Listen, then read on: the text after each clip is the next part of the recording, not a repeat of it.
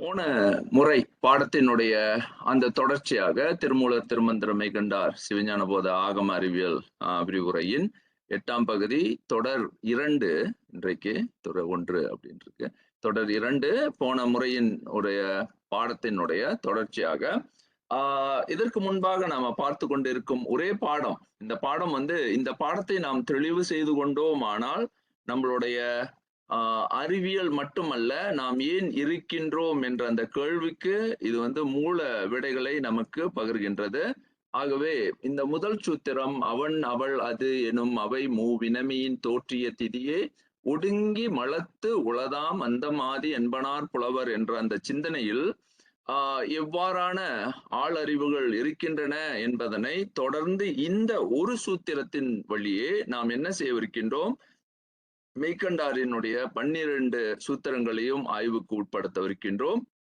ஆகவே இதன் வழிகாட்டலின் அடிப்படையில் மெய்கண்டார் எப்படி சிந்திக்கின்றார் என்ற அதாவது எப்படி நம்மை வழிநடத்தி ஒரு வாழ்க்கையின் உண்மையை சிந்திக்க வேண்டும் என்ற ஒரு நுட்பத்தை நாம் பார்க்க இருக்கின்றோம். இதற்கு முன்பாக பேசிய பாடத்தை ஒட்டி காலத்தால் தன்மையில் சித்து சடமாகாது, அசித்தாகாது, சடம் சித்தாகாது என்ற அந்த கருத்தை, அதாவது சித்து சடமாகாது, சடம் சித்தாகாது என்ற அந்த சிந்தனை எளிதான ஒரு சிந்தனையாக புரிதலுக்கு வருதல் நமக்கு புரிகின்றது போல இருக்கும். ஆனா அதை வாழ்க்கையில செயலாக்கம் செய்யும் பொழுது, அதனை செயல்படுத்தும் பொழுது நமக்கு இருக்கக்கூடிய சிக்கல்கள் என்ன என்பதனை நாம் அறிய வேண்டும். இதுவரையில் இதனுடைய சிக்கல் எவ்வளவு எத்தகையது, எவ்வளவு பெரிது அப்படின்றத இன்றைக்கு பார்க்கவிருக்கின்றோம். இதை ஏன் இன்று வரை புரிதலுக்கு கொண்டு வருவதற்கு நமக்கு இவ்வளவு சிக்கலாக இருக்கின்றது, இவ்வளவு கடினமாக இருக்கின்றது என்பதனை நம்ம பார்க்கிறோம்.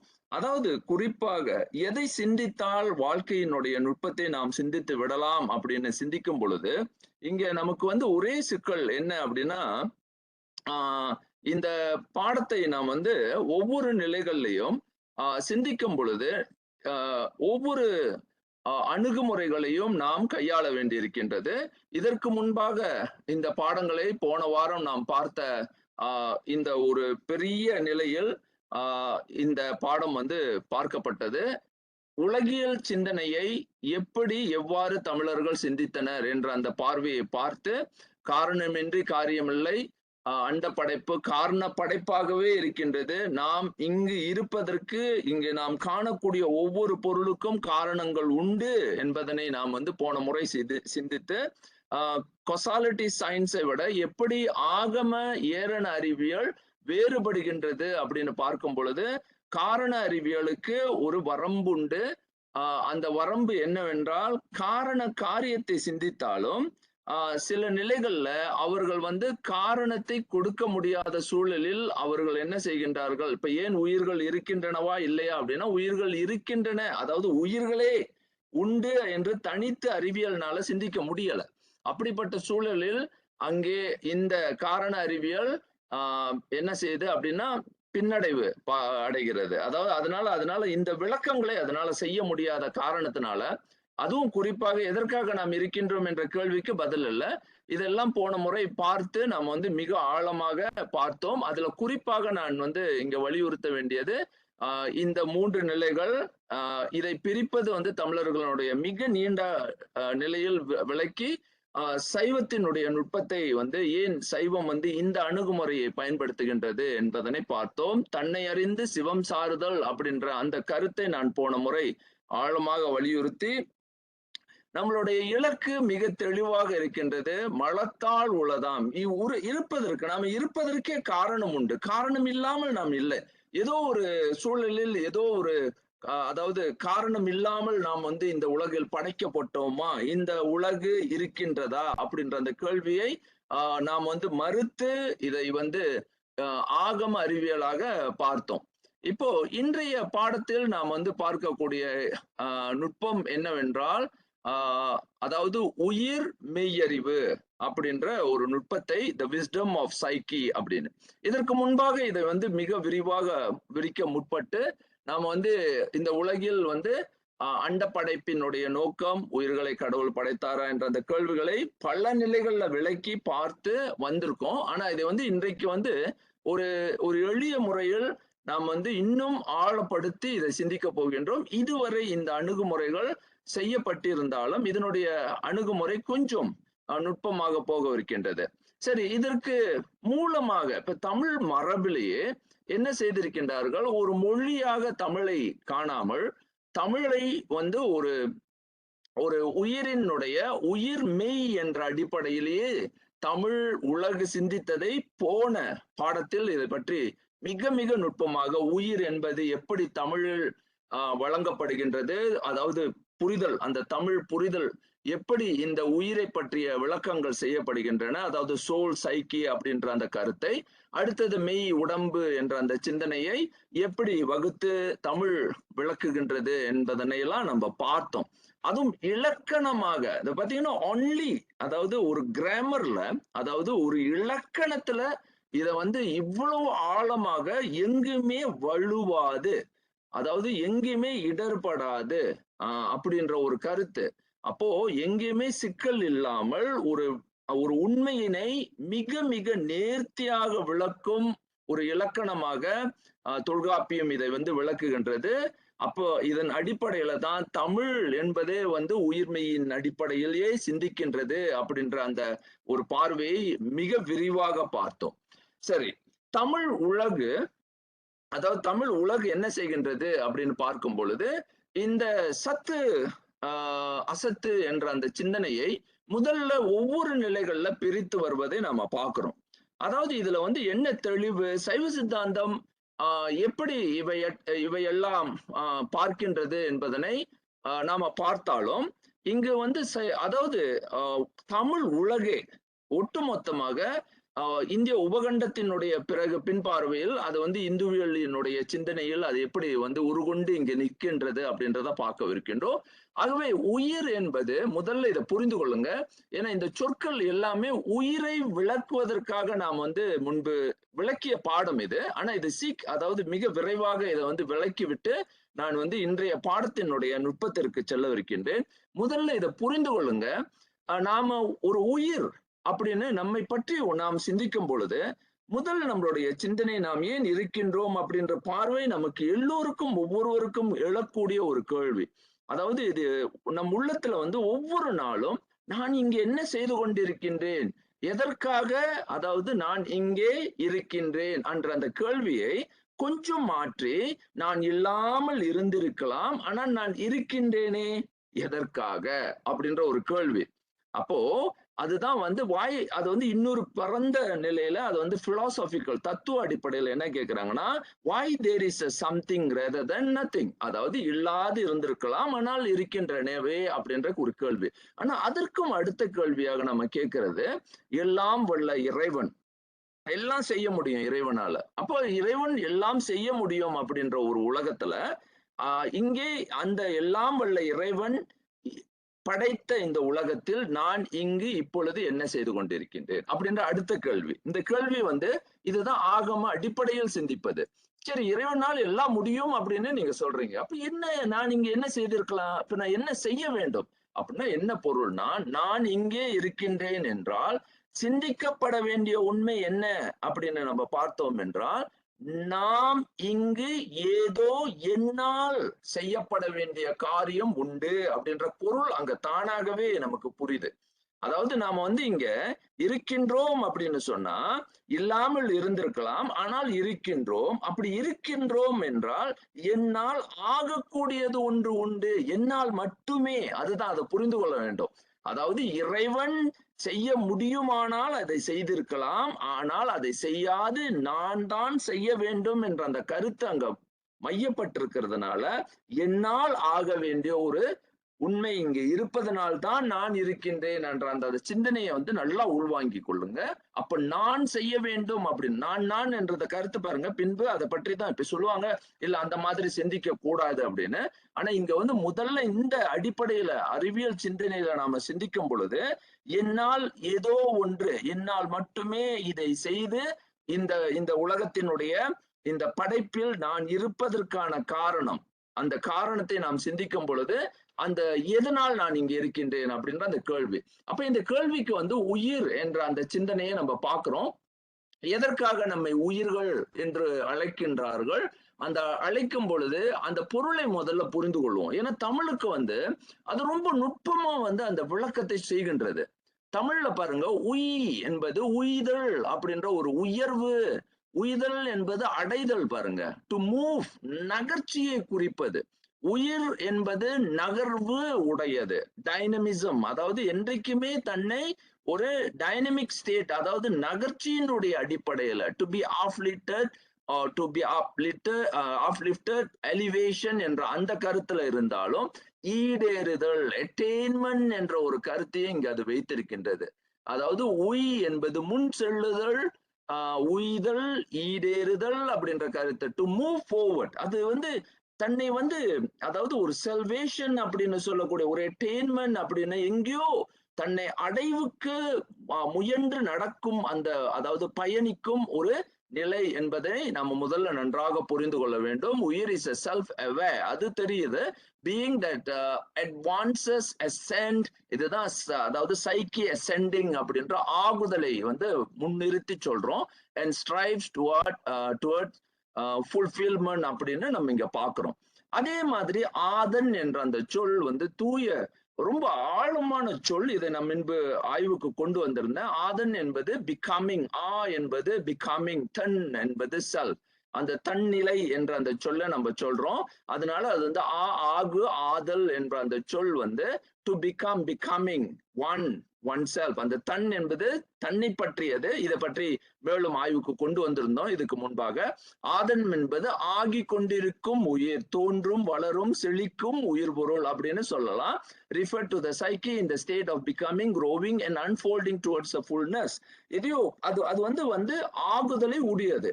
இது சாதாரணமான சிந்தனை கிடையாது. இது பாருங்க, இதனுடைய சிக்கலை பின்பு பார்க்க போறீங்க. இது எப்படி இந்த சிக்கல்ல இதை ஏன் நம்மால் களைய முடியல அப்படின்னா, இந்த சிந்தனையை நன்றாக வகுக்கல, பார்க்கல. உயிர்கள் ஏதோ ஒரு ஆகுதலுக்கு உட்படுது. அதுக்கு ஒரு ஆகுதல் உண்டு, பிகமிங்னஸ் அப்படின்ற ஒரு ஸ்டேட்டுக்கு அது போகுது. ஏன் என்ற அந்த சிந்தனை தான் ஆத்மா என்ற அந்த சொல்லை நமக்கு தருகின்றது. ஆதன்மா என்பதுதான் ஆத்மாக, ஆத் அப்படின்னு மாறும். இதுக்கு ஒரு இலக்கணமே தொல்காப்பியர் செய்திருக்கிறத நம்ம பார்த்தோம். அதாவது பிகமிங் செல்ஃப், கிரேட்னஸ். அந்த ஆத்மா ஏதோ அணுத்துவப்பட்டது, விரிகின்றது. எதுல அணுத்துவப்பட்டிருக்கு? இப்ப நம்ம பார்க்கும்போது நமக்கு உடல் என்ற மாதிரி ஒரு கட்டு உள்ளுக்கு இருக்கும். அந்த கட்டில் இருந்து விடுபட முடியுமா அப்படின்னு பாத்தீங்கன்னா முடியும். அது பெருமை விரிவு செய்ய முடியும், தன்னை மேலோங்க செய்ய முடியும், தன்னை உயர்த்த முடியும். அப்ப கிரேட்னஸ், எக்ஸ்பென்ஷன், மேக்னிடியூட்டை மாற்ற முடியும் அப்படின்ற அந்த கருத்துலதான் ஆத்மா என்ற சொல் வருது. அப்போ இங்க சைவ சித்தாந்த மரபுரையில ஆத்மா என்பது எந்த கருவிகளும், தத்துவ கருவிகளும் இல்லாத ஒரு நிலை அப்படின்றதான் ஆத்மான்னு சொல்லுவாங்க அப்படின்னுவாங்க. ஆனா இதோடைய பொருளை நீங்க தனித்து புரிந்து கொள்ளுங்க. தத்துவ கருவிகள் உண்டோ இல்லையோ, ஆனா ஆத்மாவினுடைய நிலை என்ன, ஆதன் என்ற பொருள் என்ன, உயிர் என்பது என்ன அப்படின்றத நன்றாக தெளிவுக்கு நம்ம கொண்டு வந்துடணும். ஏன்னா நம்ம இது வரையறை உள்ளுக்கு புகுத்தும் பொழுது அந்த சொல்லின் வரையறை என்ன என்பதனை நம்ம புரிந்து கொள்ளணும். ஆத்மா என்ற அந்த சொல் ஆன்மா என்றும் அழைக்கப்படுகின்றது. அது அது ஏன் என்றால் அதனுடைய ஆதனும் பூதனும் பாருங்க, கூறிய இயல்போடு பெயரோ டகர துவர கெடுமே அப்படின்னு ஆத், அதை ஆண், ஆதன், தன் ஆத் என்று மாறி தன்னுடைய இணைய முடியும் என்ற ஒரு பெரிய இலக்கணமே தொல்காப்பியர் இதுக்கு ஆன்மாவுக்கு அந்த விளக்கத்தை தருவார். இப்போ இந்த பொருளை நாம புரிந்து கொண்டு, ஆத்மா என்பது விரிவு செய்யக்கூடிய இயக்கத்தை உடைய ஒரு இயல்பு, ஆதன் என்பது ஆகுதலை உடையது, உயிர் என்பது உய்தல், அட்டைன்மெண்ட், ஒரு இலக்கு நோக்கி தன்னை விடுவித்துக் கொள்வதற்கான ஒரு முயற்சியில் இருப்பது என்ற அந்த கருத்தையும் பார்க்கிறோம். ஆத்மீகம் என்ற அந்த சொல் பாருங்க, ஆத்மீகம் என்ற அந்த சொல் ஆதன் மீ இகம் என்ற அந்த அழகான சொல், மிக ஆழமான சொல் ஆத்மீகம். ஆத்மீகம் அப்படின்றது, இகம் என்பது இவ்வுலகம், இகம் பரம் அப்படின்றது, பரம் என்பது அவ்வுலகம், அதாவது இகபரம் அப்படின்னு சொல்லுவாங்க. பரம் என்பது பரந்த உலகத்தை காட்டுவது, இகம் என்பது அதுபோல இக உலகு, அதாவது மேல் உலகு அப்படின்னு சொல்லுவாங்க. இவ்வுலகு, இப்பிறப்பு, வருகின்ற பிறப்புகள் அப்படின்ற பல நிலைகள்ல இகம், பரம் அப்படின்ற அந்த கருத்திற்கு நாம செல்வோம். இருந்தாலும் இகம் என்பது ஆதனின் இன்மையியல் பயணம், the worldly journey of the becoming psyche அப்படின்ற ஆத்மீகம் என்பது அதனுடைய பொருள்ல வருது. இகம் என்பது இக உலகம். பாருங்க, உயிர் தன் உண்மையான இயல்பை நோக்கி ஆகுதலின் வழியே செல்வது தான் வந்து ஒரு self spirituality is the process by which the psyche moves towards is deeper and fuller realization அப்படின்னு இங்க பாக்குறோம். அதுபோல ஆவி என்ற அந்த சொல்லியும் இதுக்கு முன்பு விளக்கிய ஒரு உண்மை. நான் எல்லா சொற்களையும் இங்க விளக்கல, இங்க குறிப்பிட்ட சொற்களை மட்டும் மீண்டும் ஒரு நினைவு கூறுவதற்காக இங்க நான் பதிவு பண்றேன். ஆகு ஆவு என்ற அந்த சொல்லில் இருந்து ஆவி என்ற அந்த சொல், வி என்பது விரிவு.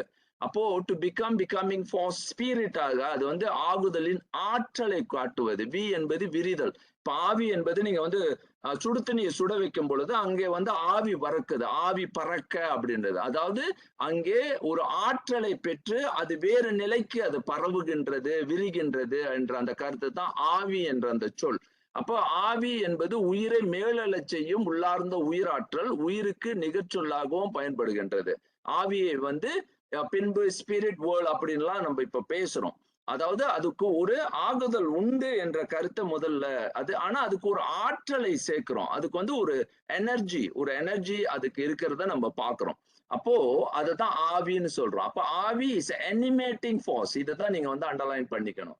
அப்போ that drives transformation and ascent. எப்போ அது எழுதல் பெறுதோ அந்த நிலையில அது ஆவினும் சொல்றோம். சரி, இதற்கு ஊடே இதுல வந்து ஒரு சொல் மிக மிக ஆழமான சொல். ஆனா இதை நான் வந்து இன்றைக்கு அதாவது சுருக்கமாக விளக்கிட்டு நான் வந்து இதை போகிறேன்.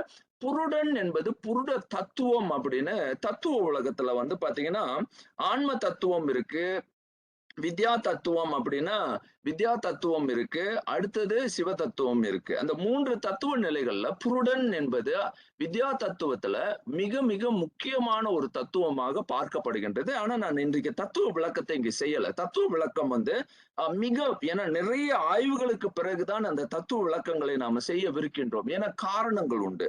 தத்துவ விளக்கங்கள் சில விஷயங்களை இப்போ இருக்கக்கூடிய உண்மைகளோட நாம வந்து பார்க்கும் பொழுது அது எப்படி அதை புரிந்து கொள்ள முடியும் அப்படின்னு பாக்குறோம். ஒன்று, குறிப்பாக நான் முன்பு சொன்னது போல காலம் என்பது இருவகைப்படும். தொல்காப்பியத்தின் அடிப்படையில் பார்க்கும் பொழுது அங்கே புறக்காலம் மட்டும்தான் தத்துவத்தில் சேர்க்கப்பட்டிருக்கின்றது, அகக்காலம் அங்கே பேசப்படல. அதனால தத்துவத்தை நான் வந்து கொஞ்சம் பிரிது ஒரு சூழல்ல நான் விளக்குறேன் அது என்ன அப்படின்னு. ஆனா இதுக்கு முன்பாக இதை பாருங்க, புருடன் என்பது என்ன.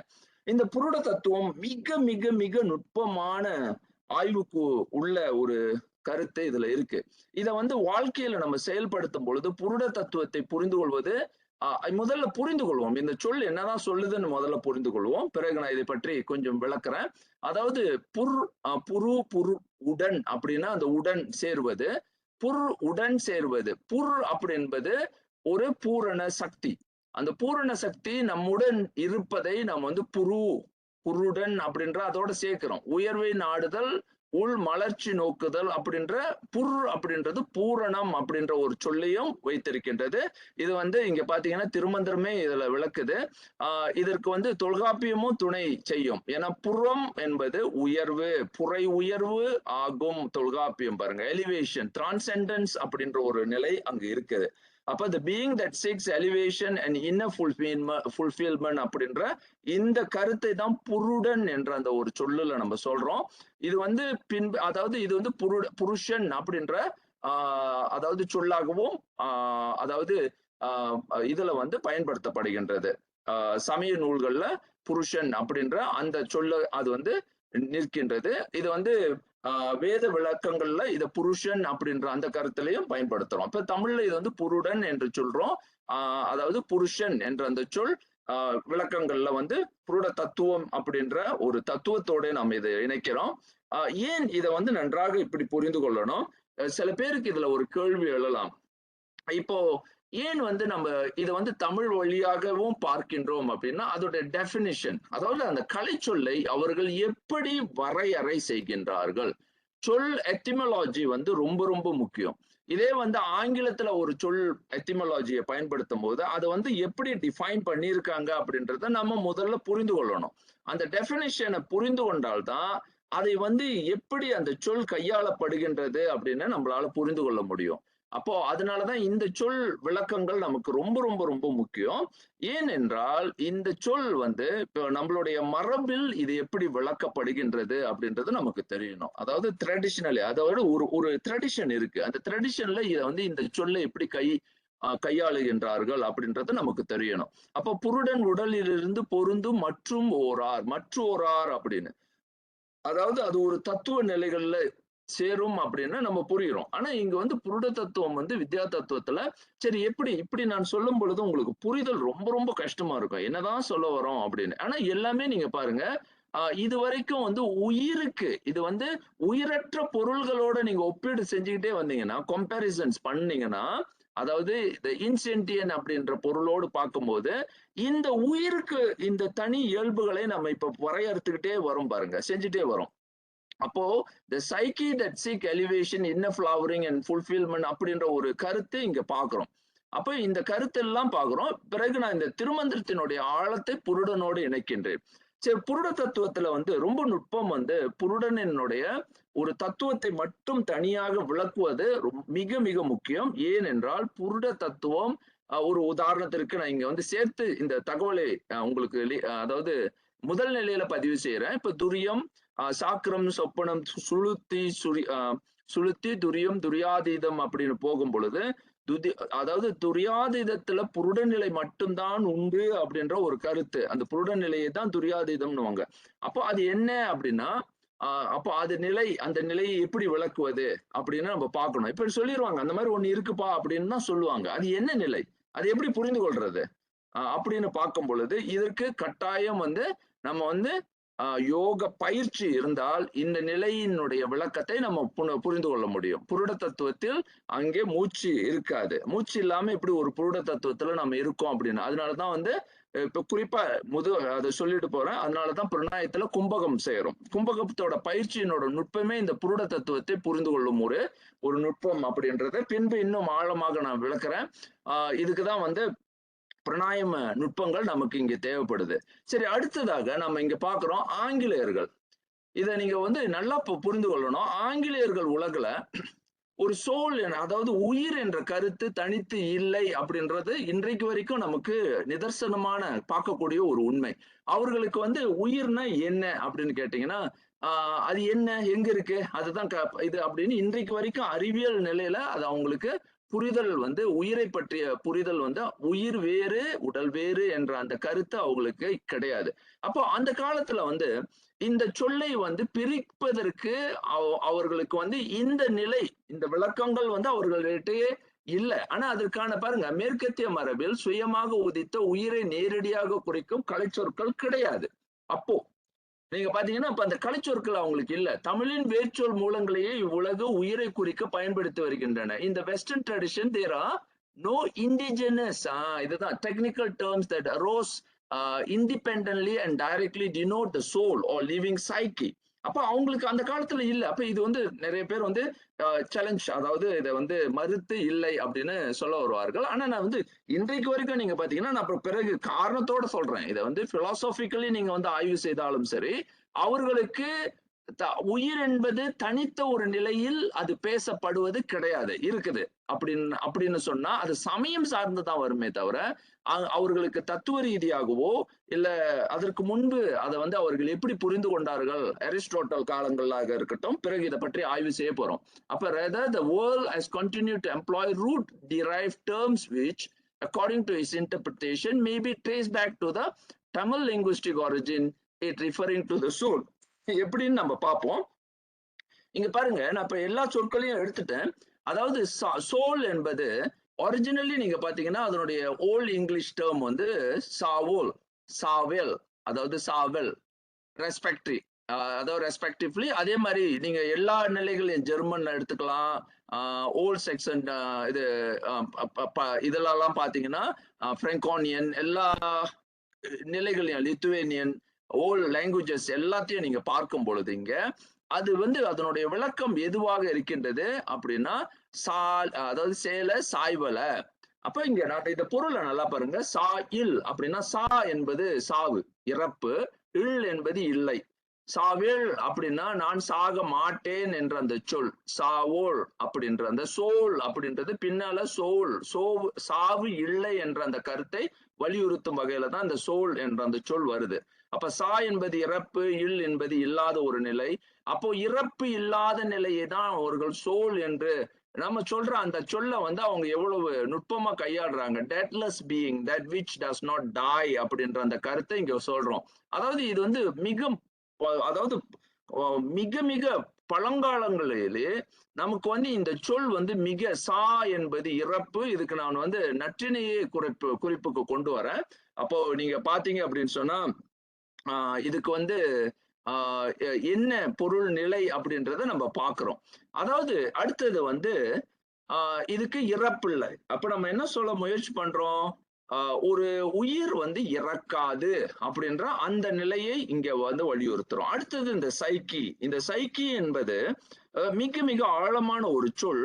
அதாவது சைத்தி அப்படின்னு சைதன்யம் என்பது சை என்பது முன்பே நான் சொன்னேன். சைகைனா சிக்னல். அதே போல சை என்பது ஒளி என்ற அந்த ஒரு ஒளியினுடைய சைதன்ய அதாவது சைதன்யம் அப்படின்னாலே வெளிச்சத்தினுடைய அதாவது உண்மையான ஒளி நிலை பெற்ற அப்படின்னு ஓங்கு இயக்கம் பெற்ற அப்படின்ற பல சொற்களோட அது வருது. இதை பற்றிய ஒரு பெரிய ஆய்வே என்னுடைய நூல்ல நான் செய்திருக்கேன். தீ என்பது நம்மளுக்கு தெரியும், நெருப்பு, ஒரு ஆற்றல் அப்படின்னு. சைத்தி என்பது இதுல இருந்துதான் சக்தி என்ற சொல்லும் வருது. சக்தி என்பது அது வந்து ஒரு ஆற்றல் அப்படின்னு பிறகு பார்க்கின்றோம். சைதினா ஓங்கு. அதே மாதிரி குறித்து செலுத்தும், டு டைரக்ட்.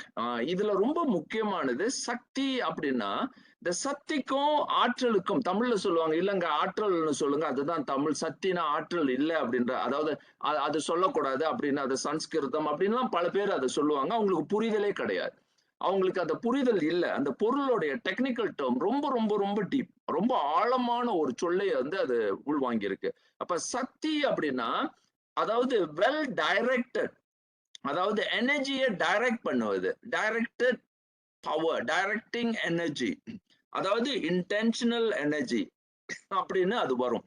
அதனாலதான் சக்தி என்பது ரொம்ப நுட்பமான சொல். ஆற்றல் என்பது ஒன்லி எனர்ஜி, ஆனா டைரக்டிங் எனர்ஜி கிடையாது. இப்ப இது வந்து பிசிக்ஸ்ல இல்ல வந்து ஒரு சயின்டிபிக் டேர்ம்ல இது வந்து ரொம்ப முக்கியமான ஒரு டேர்ம். சைக்கி என்பது ஆற்றலை வழி நடத்துவது.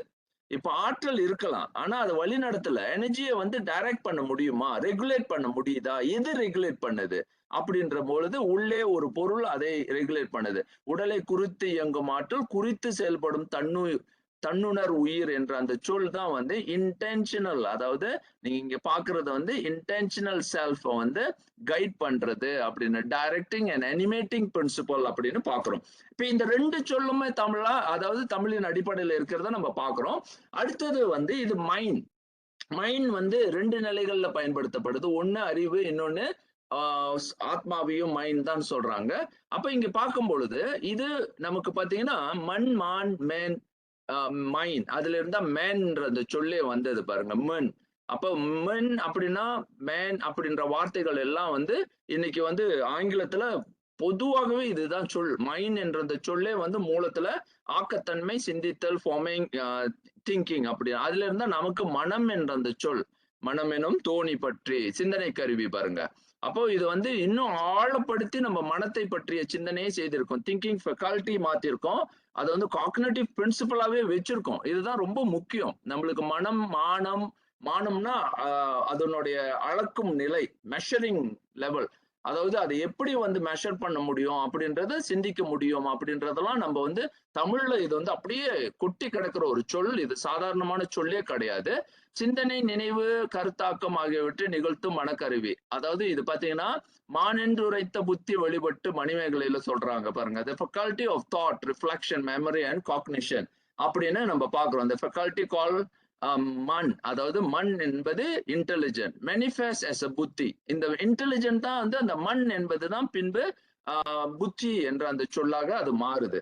அப்போ இந்த இந்த நிலையில இத வந்து மணிமேகலை விளக்குது பாருங்க. அடுத்தது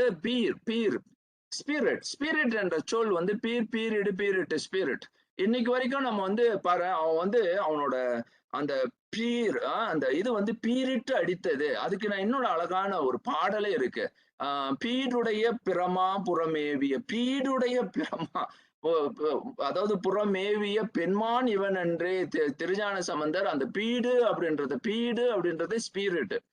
அப்போ இதே மாதிரிதான் பீடு என்று பெருகிய பீடு அப்படின்னா மேன்மை, வீரியம், சிறப்பு, விகர், டிக்னிட்டி, எக்ஸலன்ஸ் அப்படின்லாம் நம்ம சொல்றோம் பாருங்க. Surging vital force, exalted energy அப்படின்னு நம்ம சொல்றோம். The animating life force associated with vigour, courage, vitality and பாத்தீங்கன்னா இன்னர் எலிவேஷன் அப்படின்லாம் இதெல்லாம் நம்ம சொல்றோம். அப்ப இதை பார்க்கும் பொழுது ஸ்பிரிட் அப்படின்ற அந்த சொல் அப்ப பாத்தீங்கன்னா ஆங்கிலேயர்களுக்கு இது வந்து ஒட்டு மொத்தமா நம்ம கொடுத்த ஒரு பெரிய கொடை.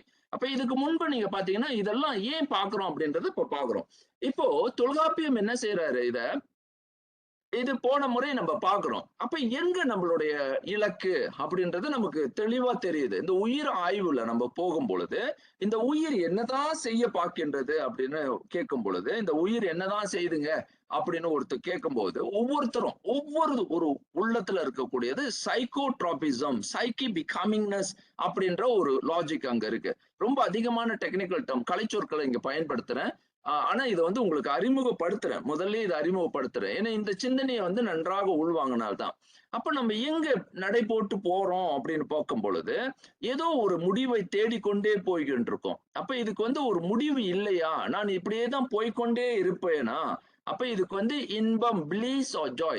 அப்போ அடிப்படையில எந்த மனிதன் அவன் அதாவது ஒரு நாத்திகனாக இருக்கலாம், ஆத்திகனாக இருக்கலாம், இல்ல எந்த நிலைகளையும் புரிதல் இருக்கோ புரிதல் இல்லையோ, மரமாக இருக்கலாம், செடியாக இருக்கலாம், கொடியாக இருக்கலாம், அது மிருகங்களாக இருக்கலாம், இவையெல்லாம் எதனை நோக்கி அதாவது இயங்குகின்றன அப்படின்றத பார்த்தோம்னா துன்பம் அகன்று இன்பம் நோக்கி அந்த பயணத்தை, அதாவது உயிர்ப்பியல் அறம், எக்ஸிஸ்டென்ஷியல் வர்ச்சு எதனை நோக்கி போகின்றது அப்படின்னா துன்பம் வேண்டாம், அகனி.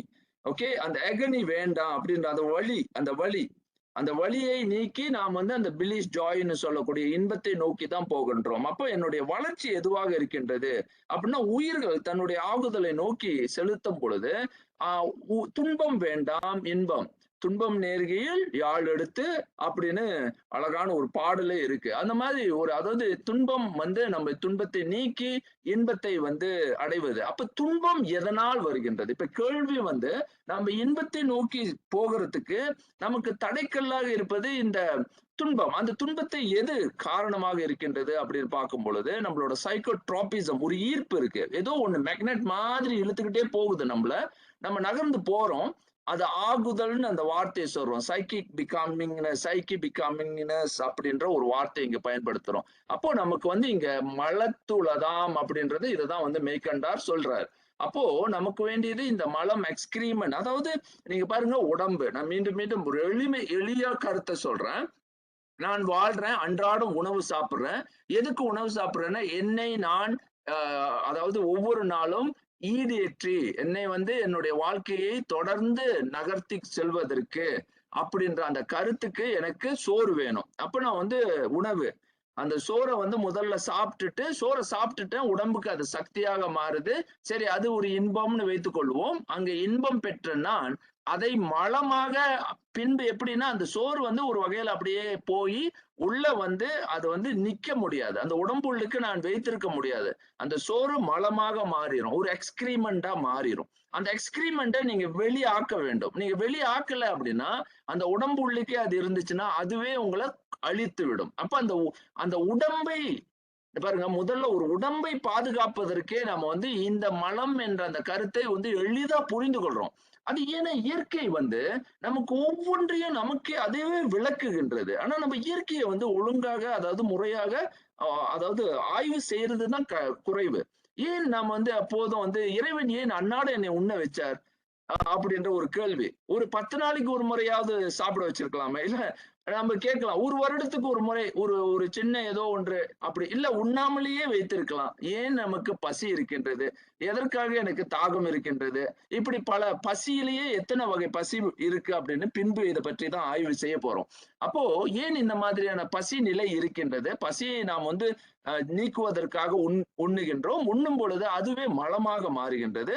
அப்ப அந்த மலத்தை நான் கழித்தாக வேண்டும். கழிக்கவில்லை என்றால் அதுவே எனக்கு எனக்கு ஒரு தீங்காக முடிகின்றது. அதுவே ஒரு துன்பமாக முடிகின்றது. அப்ப இந்த துன்பத்தை நான் நீக்க வேண்டும் என்றால் அதை கழிக்க வேண்டும், நீக்க வேண்டும். அப்போ இதுதான். அப்போ இந்த மாதிரி நான் போகும் பொழுது, ஒவ்வொரு நாளும் என்னுடைய பயணம் தொடரும் பொழுது, அங்கே முக்தி தான் எனது இலக்கு. அததான் வந்து தொல்காப்பியர், எல்லா உயிர்க்கும் இன்பம் என்பது தானமர்ந்து வரும் மேவற்றாகும். என்னை ரொம்ப கவர்ந்த ஒரு விஷயம் வந்து தொல்காப்பியத்துல ஒரு கிராமராவே இதை உருவாக்கி இருக்காரு. For every living being, bliss or joy arises from the which it naturally adheres to and meaningfully engages.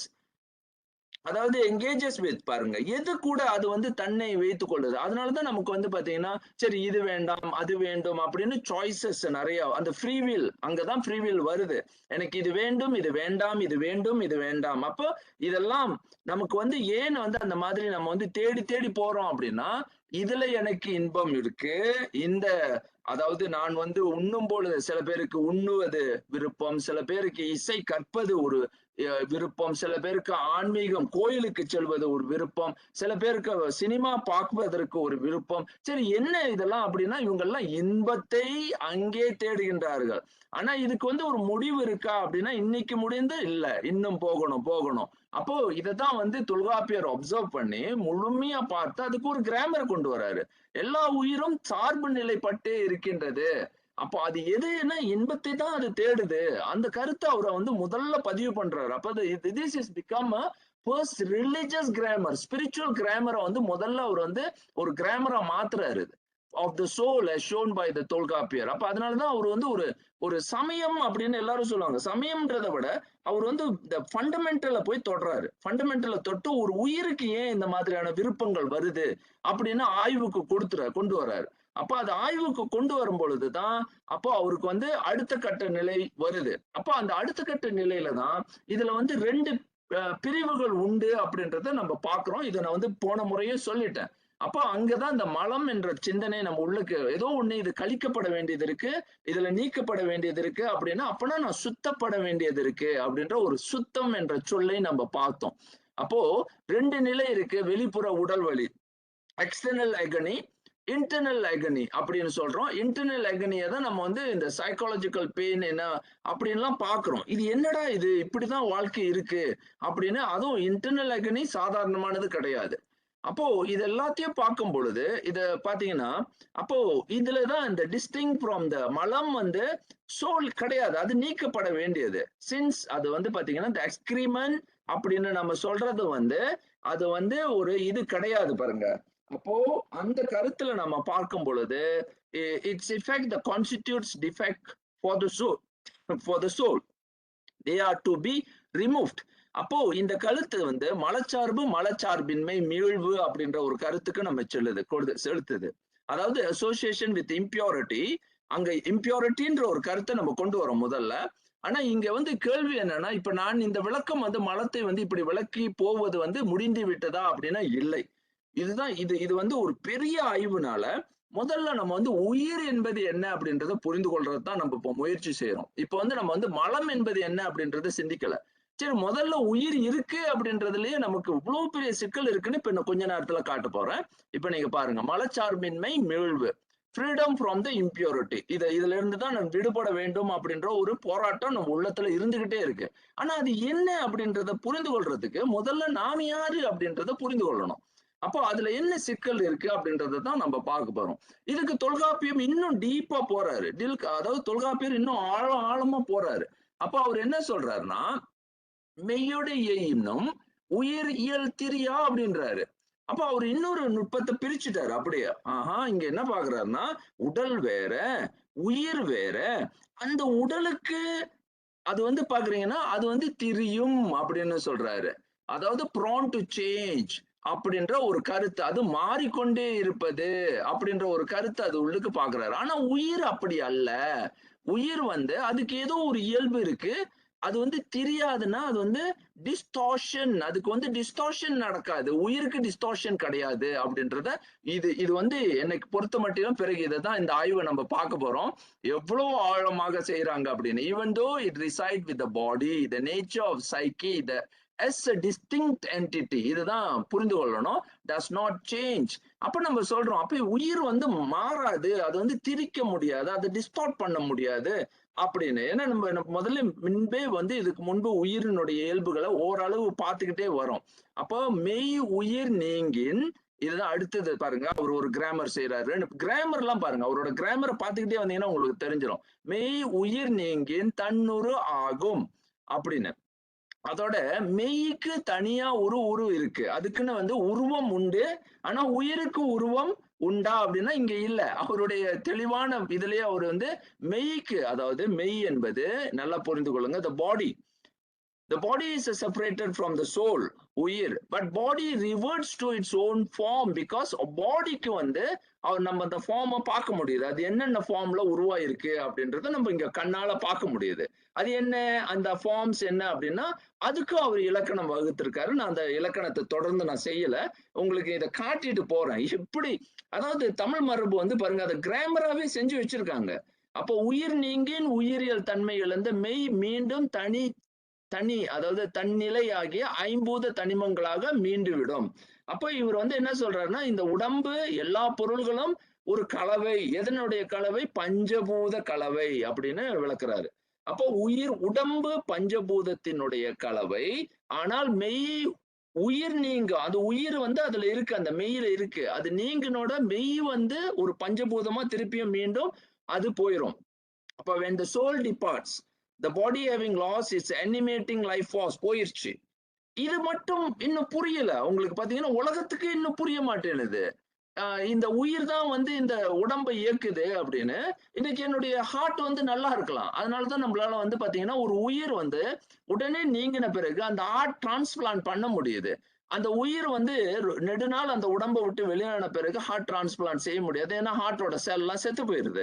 அப்ப நம்மளுக்கு முதல் கேள்வி வந்து ஹார்ட் தான் இயக்குது, என்னுடைய ஹார்ட் வந்து உண்மையிலே இயக்குது அப்படின்னு நம்ம சொன்னாலும் அங்க உயிர் இல்லைன்னா அந்த ஹார்ட்டுக்கு இயக்கம் இல்லை. இதை பத்தி பார்க்க போறோம், என்ன செய்ய போறோம் அப்படின்ட்டு. சரி, அப்போ நமக்கு வந்து இதுல என்ன பாக்குறோம் அப்படின்னா, அதாவது மன்னிக்கணும், அப்போ அதாவது நம்ம என்ன பாக்குறோம் அப்படின்னா, when the soul departs the body having lost its animating life force, the body returns to its original state as a 5 fundamental elements அப்படின்னு அதாவது தொல்காப்பியர் நமக்கு சொல்றாரு. அப்போ இப்ப நம்ம என்ன பாக்குறோம் அடுத்தது அப்படின்னா, இப்ப நான் என்ன பண்ண போறோம் உங்க கூட, இந்திய ஆத்ம தத்துவ தரிசனங்கள் இலக்கணங்கள், இந்தியன் பிலாசாபிக்கல் ஸ்கூல்ஸ் த சோல் டெஃபினிஷனை முதல்ல பார்க்க போறோம். இதை வந்து முதல்ல 8 நான் முதல்ல பிரிக்கிறேன், அப்புறம் அங்கிட்ட ஒரு 12 சேர்க்கிறேன். அதாவது இந்த 8 என்ன செய்யறாருன்னா, இது யார் செய்யறா அப்படின்றத முதல்ல சொல்றேன். ஏன் நான் இந்த 8 பகுப்பை முதல்ல உங்களுக்கு காட்டுறேன் அப்படின்றத சொல்றேன். இதுதான் வந்து மெய்கண்டார் இந்த 8க்கு பதில் சொல்றாரு. இந்த 8க்கு பதில் சொல்லும் பொழுது உலகத்துல உள்ள எல்லா உண்மைகளுக்கும் அவர் எப்படி பதில் சொல்லிடுறாரு அப்படின்றத நம்ம பார்க்க போறோம். அதாவது அவர் என்ன செய்யறாருன்னா, முதல்ல ஒரு ஏன் வந்து சமயங்கள் பல வகையாகின்றன அப்படின்றத நம்ம பார்க்கிறோம். எதுக்காக வந்து டிஃப்ரெண்ட் தாட் ஆஃப் ஸ்கூல்ஸ் உருவாகுது, அதாவது பல அதாவது ரிலிஜியஸ் செக்ட் ஃபார்ம் ஆகுது. எதுக்காக வந்து பிலாசாபிக்கல் இது வந்து வேறு நிலைகள்ல இது வந்து உருவாகுது அப்படின்னு நம்ம பாக்குறோம். அப்போ இதுல வந்து முதல்ல வந்து மெய்கண்டார் என்ன செய்யறாருன்னா, 8 நிலைகள்ல 3ஆம் சூத்திரம் 4ஆம் சூத்திரத்துக்கு முதல்ல வைத்து இந்த உயிரினுடைய நிலையை முதல்ல ரொம்ப ஆழமாக கொண்டு வர்றார். இப்ப இதுல பாத்தீங்க அப்படின்னா ரொம்ப பெரிய சேலஞ்ச், அதாவது இதுல இருக்கக்கூடியது வந்து எல்லாத்தையும் பார்த்துக்கிட்டே வரும்போது இதுல முக்கியமா ரொம்ப பெரிய அதாவது ஒரு கஷ்டமான ஒரு விஷயம் என்னன்னா, உயிர் சூன்யம் என்பதை விளக்குவதுதான். சைக்கி இஸ் நத்திங்னஸ் அப்படின்னு முதல்ல வந்து இந்த மாத்மீகர் அப்படின்னு பௌத்தம், இந்த புத்திசம் குரூப் வந்து முதல்ல வைக்கிறாங்க. இவங்களை வந்து நான் முதல்ல நீங்க வந்து இதை பார்த்ததோட உடனே சில பேர் இதை வந்து கேலி கூட பண்ணுவாங்க, ஏன்னா இவங்களுக்கு இது கூடமா புரியல அப்படின்னா நம்ம பேசுவோம். ஆனா இவங்க வந்து சரியான இன்டெலிஜென்ட், ரொம்ப ஆழமான திங்கர்ஸ். இவங்க கிட்ட இருக்கக்கூடிய தத்துவ கோட்பாடுகள் ரொம்ப ரொம்ப ஆழம். இப்ப நீங்க பாத்தீங்கன்னா இதோடைய அதாவது மூல கர்த்தாவே வந்து பாத்தீங்கன்னா யார் அப்படின்னா நாகார்ஜுனா வந்து ஒரு நுட்பமான கருத்தை கொண்டு வர்றாரு.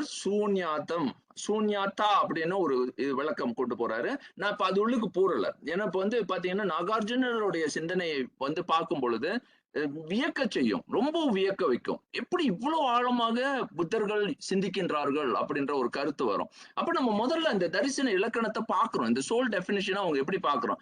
சரி, இதுல வந்து என்ன பால் பொருள் அப்படின்னா சூனியம், எப்படி சூனியமாகுது அப்படின்னு தனித்து நம்ம யோசிக்கிறோம். ஒண்ணுமே இல்லப்பா அப்படின்னு சொல்றோமா அப்படின்னா, இவர் எப்படி இந்த கருத்துக்கு வராங்க, இந்த கருத்துக்கு வராங்க, சைக்கி இஸ் நத்திங்னஸ்ன்னு எப்படி அவங்க கன்க்ளூஷனுக்கு வராங்க அப்படின்றத முதல்ல பார்ப்போம். அப்ப இவங்க என்ன கேக்குறாங்கன்னா, முதல்ல நீங்க சொல்றீங்க உடம்பு உள்ளுக்கு பாடி, அப்பதான் அதாவது body, soul and body, the manifested body which is a mixture of the whole பாடினே வைத்துக் கொள்வோமே, எல்லா உடம்புடைய எல்லா ஃபெக்கல்டிஸ் எல்லாத்தையும் சைக்கி இஸ் இன்டகிரேட்டட் பாடி எனத்தோமிஸ்னே வைத்துக் கொள்வோம். எல்லாத்தையும் ஒரு எனத்தோமின்னு வைத்துக் கொள்வோம். அப்ப நீங்க பாத்தீங்கன்னா இருக்கக்கூடிய கூட்டு தொகுதி தான் உயிர் அப்படின்னே சொல்றோம். இந்த பகுதியை நான் சொல்றேன். கூட்டு தொகுதியை எல்லாத்தையும் 7 எல்லாத்தையும் சேர்த்துடலாம். இதுல நீங்க எல்லாத்தையும் பாத்தீங்கன்னா எல்லாத்துக்கும் ஒரே பதிலா கொடுக்க முடியும். ஆனா இங்க கொஞ்சம் ரொம்ப நுட்பமா வந்து விளக்க முயற்சி பண்றாரு. இதுல வந்து என்ன சொல்றாருன்னா, பாடி, இப்ப சைக்கி இஸ் இன்டகிரேட்டட் பாடி அனடாமிஸ்ன்னு சொன்னோம்னா, சரி இப்ப என்னோட கை இருக்கு, கை போயிருச்சு, ஆனா எனக்கு இன்னும் உயிர் இருக்கு. அப்ப அப்படியே ஒவ்வொன்னா தலை போயிருச்சு, இல்ல வைத்துக்கோங்க, காலு போயிருச்சு, உடம்பு போயிருச்சு, என்னோட இதை அப்படியே ஒன்னொன்னா நீக்க நீக்க நீக்க, சரி இதெல்லாம் வந்து காணா போயிருச்சு அப்படின்னும் பொழுது நீங்க பாத்தீங்கன்னா கடைசியா என்னன்னா அந்த உடம்புல வந்து எல்லா பகுதியும் காணா போகுது. சரி இல்ல, நம்ம வந்து அந்த மாதிரி சிந்திக்கிறது இல்ல. இப்ப நம்ம என்ன பண்ணணும் அப்படின்னா, உடம்பு அப்படி இறந்தால், ஏன்னா இதுல இருந்து உடம்போட சேர்ந்த ஒரு உயிர் அப்படின்றோம். அப்ப உடம்பு இறந்தால் அங்க எங்க வந்து இப்ப நான் வந்து கையை அகற்றிய பிறகு வைத்துக் கொள்வோம், அந்த கை இருக்கு, கால் இருக்கு, உடம்பு இருக்கு, அது எங்க எப்படி இருக்கு அப்படின்றத பின்பு யோசிக்க போறோம்.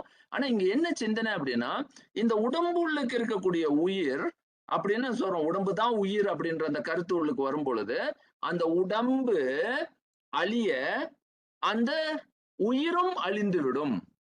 இததான் அவர் சொல்றாரு இங்க. சரி, நீங்க சொல்ற மாதிரி உடம்புள்ளுக்கு தான் உயிர் இருக்கு அப்படின்னா, அந்த உயிர் உடம்பு அழிய உயிரும் போய்விடும். அப்ப உயிர் இல்லையே. அப்ப எங்க உயிர் இருக்கும்? உயிர்ன்னு தனித்து ஒரு பொருள் இருக்கா அப்படின்னா, சைக்கி இஸ் a nothingness. பிகாஸ் நீங்க வந்து என்ன சொல்றீங்கன்னா, இட்ஸ் ஆல்ரெடி எம்பெடட் டுகெதர். அது வந்து பாத்தீங்கன்னா ரெண்டுமே ஒண்ணா இருக்கு. டுகெதர் இன்டகிரேட்டட் பாருங்க. அது ஒரு இன்டகிரேட்டட் இது ஒரு நிலை.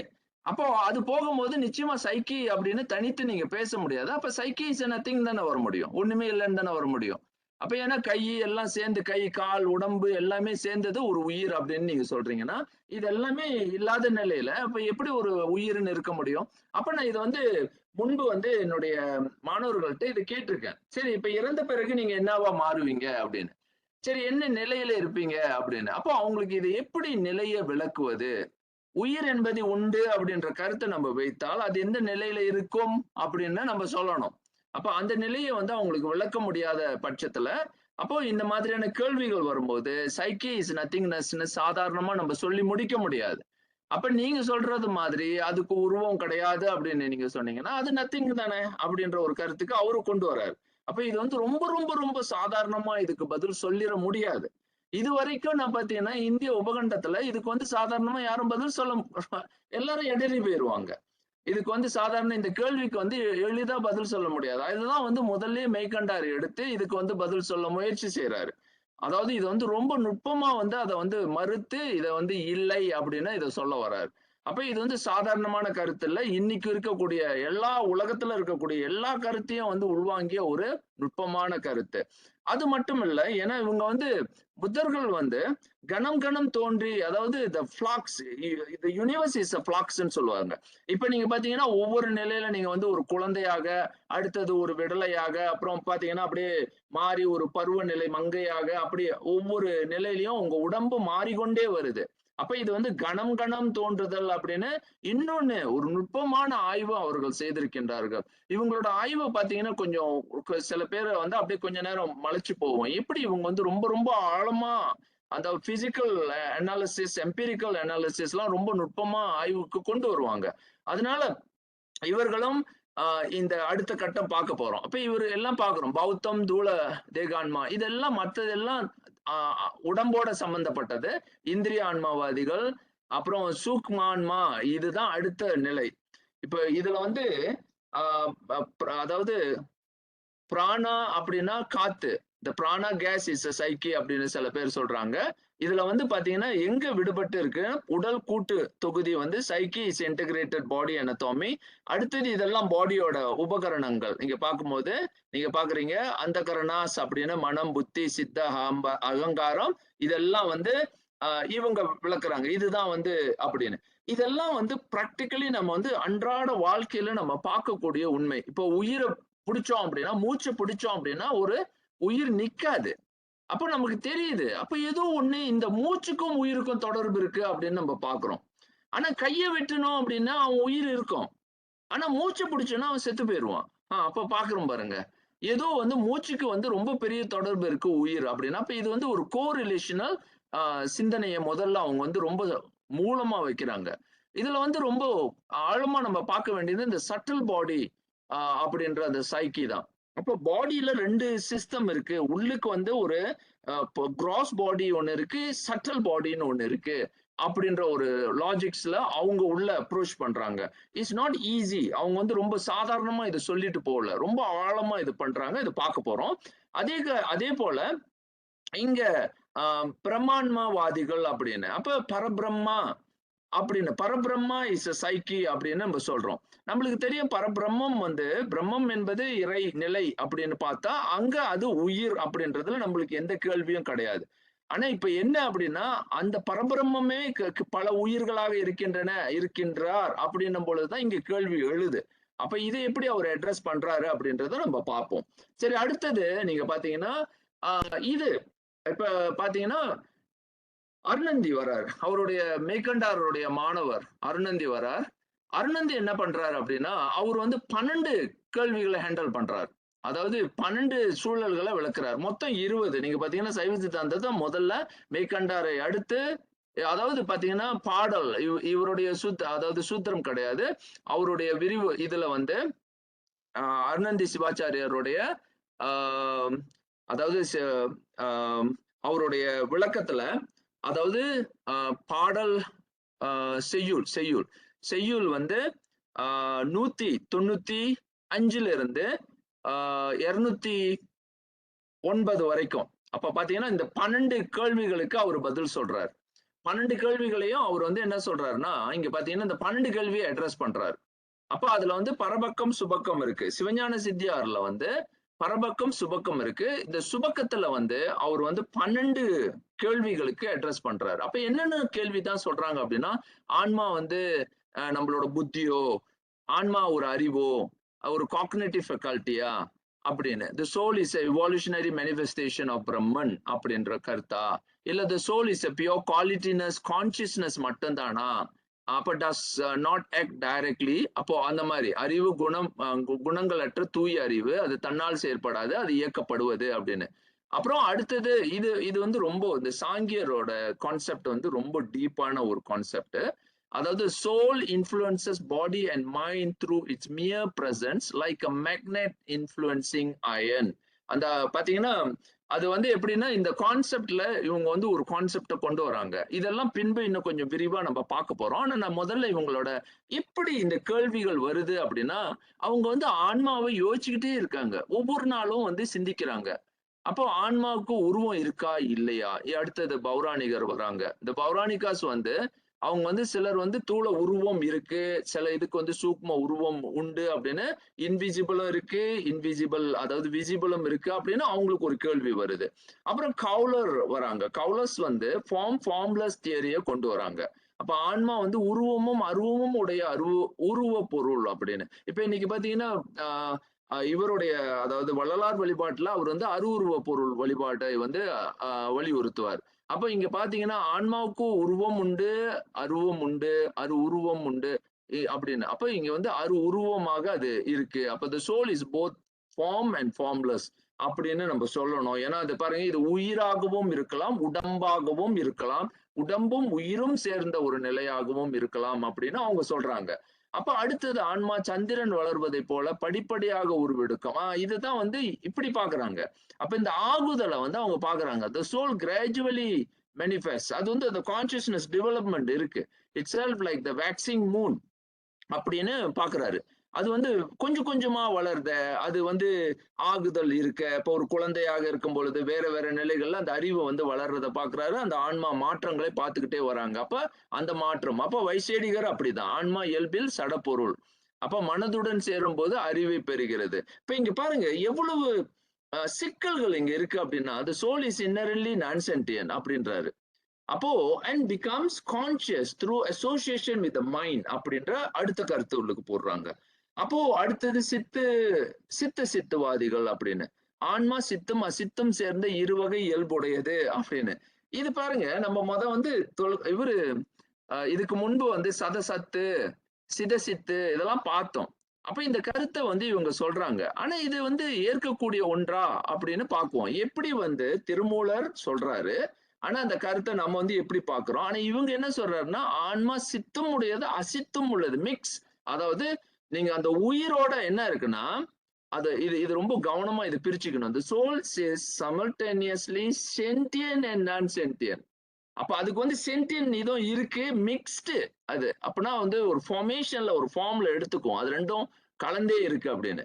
அடுத்தது பாஞ்சு ராத்திரிகள் அட்டாமிக் தியரியை வந்து அனலைஸ் பண்றாங்க. அப்ப ஆன்மா அணு அளவுடையது, உடலினுள் அது வந்து பரமாணு வடிவில் உரைகிறது. The soul is atomic size. அப்ப அது வந்து கொஞ்சம் கொஞ்சமா எல்லாமே இணைஞ்சுதான் வந்து எல்லாமே ஃபார்ம் பண்ணுது அப்படின்ற அடுத்த கருத்து. இப்ப இந்த மாதிரி பார்க்கும் பொழுது சமணர்களும் இன்னும், அதாவது ஆன்மா உடலில் அளவுக்கேற்ப விரிந்து சுருங்கி முழு உடலையும் நிறைந்து அறிகிறது. அப்ப the soul expand and contract to feel the exact dimension of the body.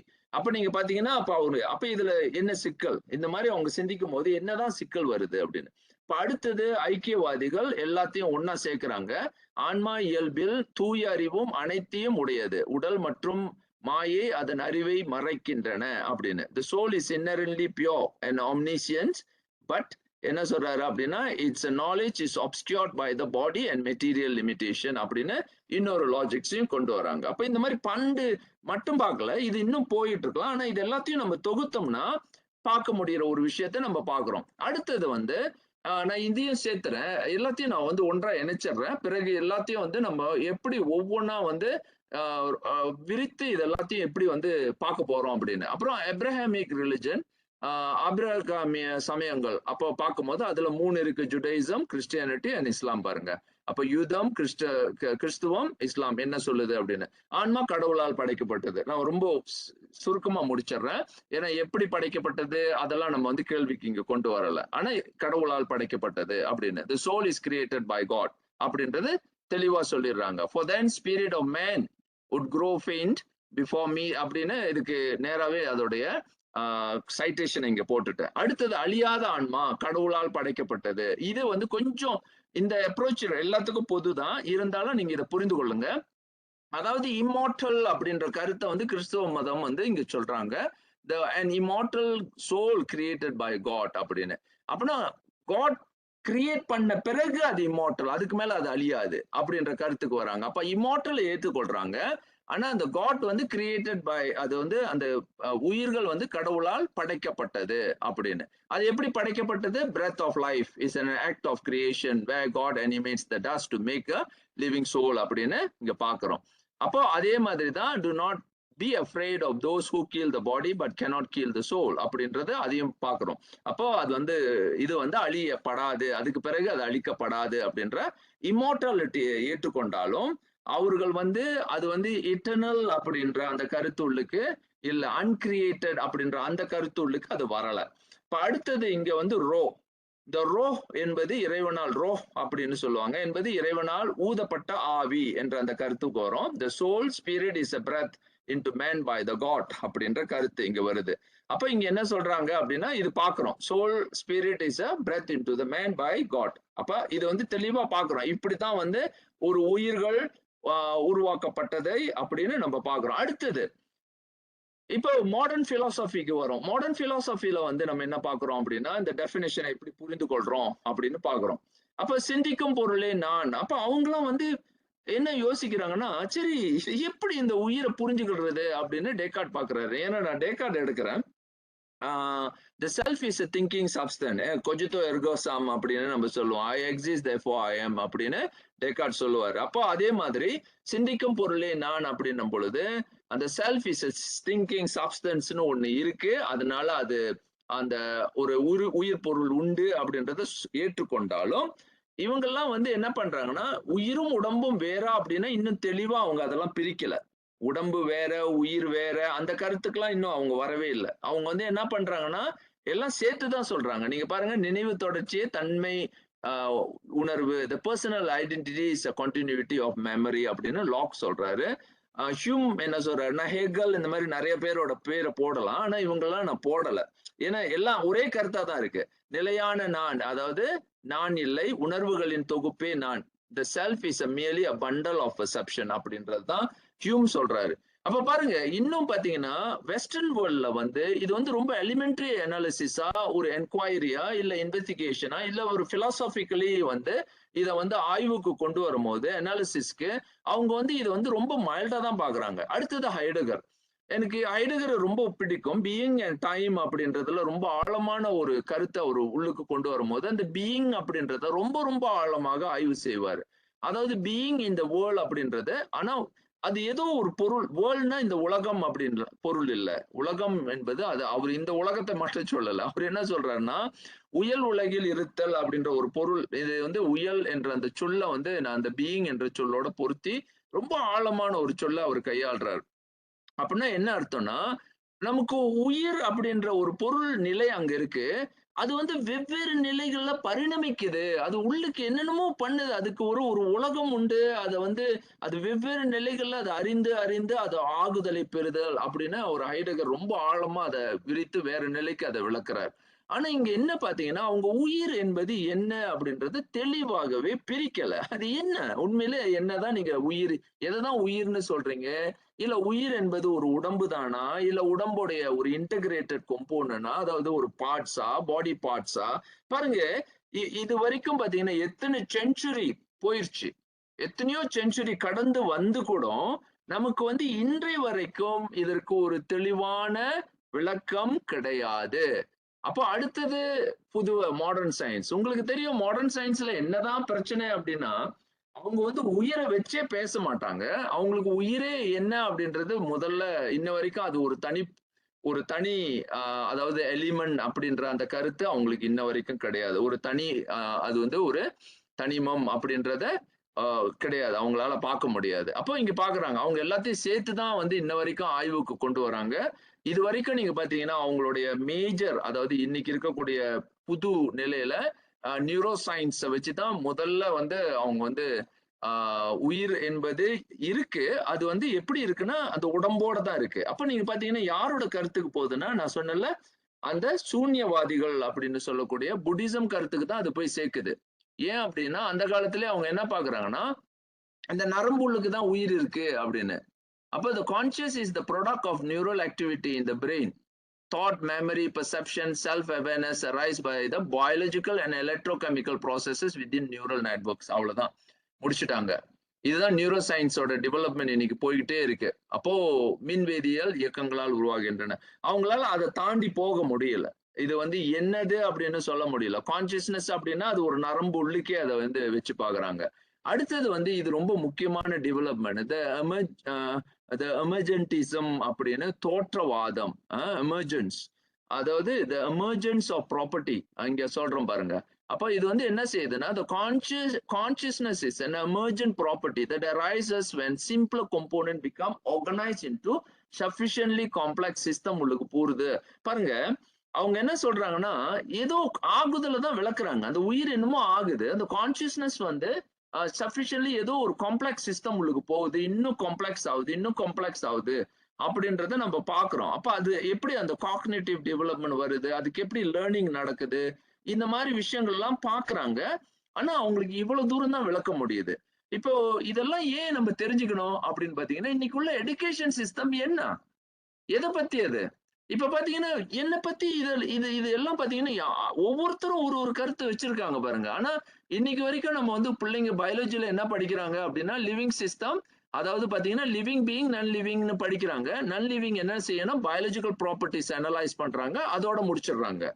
ஆனா அது என்ன லிவிங் பீயிங் அப்படின்றது, எதை லிவிங் பீயிங்னு நம்ம அட்ரஸ் பண்றோம் அப்படின்னா, இது பாருங்க, இந்த மாடர்ன் சயின்ஸ் அப்ரோச் தான் பயன்படுத்துறாங்க. ஆனா முழுசா இல்ல. அடுத்தது ப்ரிடிக்டிவ் ப்ராசஸிங் அதுக்கு இருக்கு. கணிப்பியல் செயலாக்கம் அதுக்கு உண்டு. அப்போ மூளை தொடர்ந்து உலகை புரிந்து கொள்ள கணிப்புகளை உருவாக்கி அவற்றை வந்து அனுபவத்துடன் ஒப்பிடுகிறது. சுயம் என்பது இக்கணிப்பு செயல்முறைகளால் உருவாகும் ஒரு மாதிரி, ஒரு மாடல்னு சொல்லி முடிக்கிறாங்க. அப்போ வந்து predictive model constructed by the processes, by this processes self is a predictive model. அப்பா பாருங்க, ஆகுதல் உண்டு. அறிவுடையர் ஆவதறிவார், அறிவிலார் அஃதறி கல்லாதார். இதெல்லாம் வந்து பல காலத்துக்கு முன்னாடியே வந்து திருக்குறள்ல சொல்றாரு. ப்ரிடிக்ட் பண்ண முடியும், நம்மளால ஆகுதலை புரிந்து கொள்ள முடியும், நடக்கிறத பார்க்க முடியும், நம்மளால கணிக்க முடியுது. ஏன் அதெல்லாம் செய்ய முடியுது பாத்தீங்க அப்படின்னா, இப்போ வந்து ஏஐ செய்த அப்படின்னு அடுத்தது ஏஐ கூட. ஆனா நான் இதெல்லாம் ரொம்ப கம்பேர் பண்ண விரும்பல. ஆனா இப்ப முதல்ல இதை பாத்துங்க. அடுத்தது பேன்சைக்கிசம். இது ரொம்ப முக்கியம். ஏன்னா இப்போ ஐன்ஸ்டைன் வரைக்கும் இதை தாண்டல.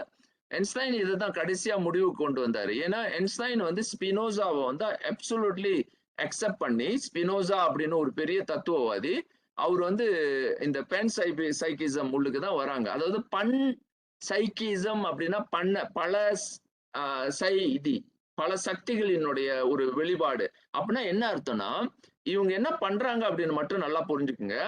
உணர்வு அல்லது அனுபவத்தின் அடிப்படை வடிவம் அனைத்து பொருள்களிலும் இருக்கு. அதாவது எவ்ரி ஆப்ஜெக்ட்ஸ் வந்து ஒரு ஒரு லிவிங் கான்சியஸ்னஸ் கொண்டு இருக்கு. ஒரு அதாவது அது உள்ளுக்கு ஒரு கான்சியஸ்னஸ் இருக்கு அப்படின்றாரு.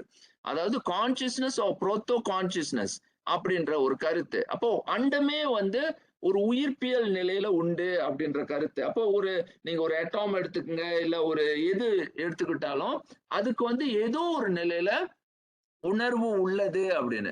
அப்ப நீங்க பாத்தீங்கன்னா இது வந்து ரொம்ப ரொம்ப கஷ்டமான ஒரு விஷயத்தை இன்னும் ஆழப்படுத்துறாங்க. அப்போ நம்ம பாக்குறோம், சரி ஒரு கல் எடுத்துக்கிறோம், இல்ல ஏதாவது ஒரு பொருள் எடுத்துக்கிறோம், ஒரு இன்அனிமேட் அதாவது இன்சென்டியன்ட் பொருளை. அப்போ அவங்க என்ன சொல்றாங்கன்னா, இதுக்கு ஏதோ ஒரு வகையில கான்சியஸ்னஸ் இருக்கு, அது வந்து புரோட்டோ கான்சியஸ்னஸா இருக்கலாம், ஆனா அதுக்கு கான்சியஸ்னஸ் இருக்கு அப்படின்னு சொல்றோம். ஏன் அப்படின்னா அது அவங்க வந்து பேன்சைக்கிசம் வந்து என்ன சொல்றாங்கன்னா, human consciousness is highly organised manifestation of the universal property. ஆனா அது வந்து அதே வந்து கான்சியஸ்னஸ் ஹையா இருக்கு.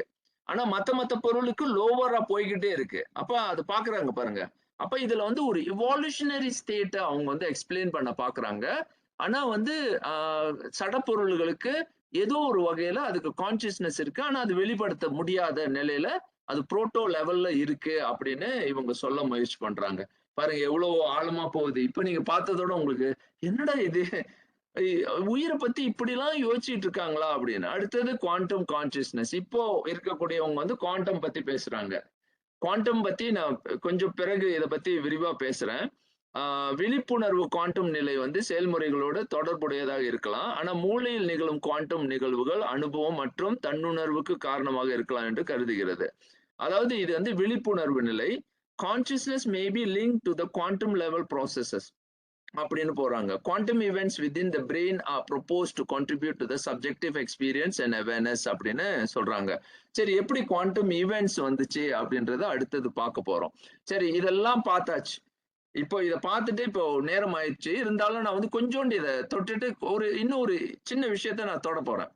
அப்போ இங்க பாருங்க, இப்ப இவ்வளவு விஷயத்த நம்ம ஏன் பார்த்தோம் அப்படின்றதுக்கு ஒரு சின்ன பாடத்தை இப்பதான் எடுக்க போறேன். ஏன்னா இப்ப இது ஆரம்பத்துல திருப்பி இப்ப இவங்க எல்லாம் எங்க கொண்டு போயிட்டாங்க நம்மள அப்படின்னா, உலகமே வந்து எத்தனை செஞ்சுரி ஆன பிறகு கூட இந்த உயிர் இருப்பதை பற்றி, என்கிட்ட உயிர் இருக்குன்னு நான் ஒத்துக்கிறேன், ஆனா என்னை பத்தி சிந்திக்க முடியல. அப்ப நான் முதல்ல சொன்னேன், சைவம் என்பது சிவத்தோடு சார வேண்டும் அப்படின்றத, சைவம் என்பது சிவத்தோடு தொடர்புடையது பாருங்க.